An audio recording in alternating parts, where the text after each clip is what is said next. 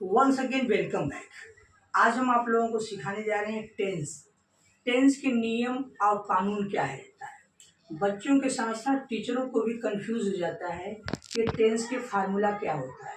Now look at the blackboard. Tense chart आपका दिया है, देखो प्रेजेंट पास्ट फ्यूचर में। पहला सिंपल है, ता है, ती है, तो है।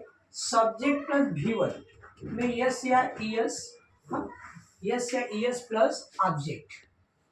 जैसे वो पढ़ता है तो ही रीड्स। सिंपल पास्ट टेंस में ता था, ती थी, ते थे, गया, गई, गए, या ई ए आते हैं।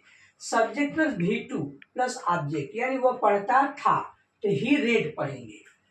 और सिंपल फ्यूचर टेंस में गा, गे, गी, तो subject plus will, shall plus V one plus object, वह पढ़ेगा he will read.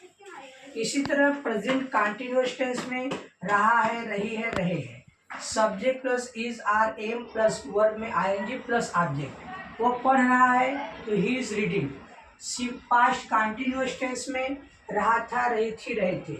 Subject plus was, were plus verb में आईएनजी प्लस ऑब्जेक्ट, वो पढ़ रहा था तो ही वाज रीडिंग। उसी तरह फ्यूचर कंटीन्यूअस टेंस में रहा होगा, रही होंगी और रहे होंगे।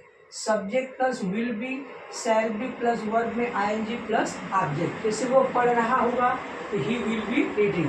ठीक उसी तरह प्रेजेंट परफेक्ट टेंस चुका है, चुकी है, चुकी है, या लिया है, लिए है, ली है, तो सब्जेक्ट प्लस हैज और है प्लस वर्ब का थर्ड फॉर्म प्लस ऑब्जेक्ट, वह पढ़ चुका है तो ही हैज रीड।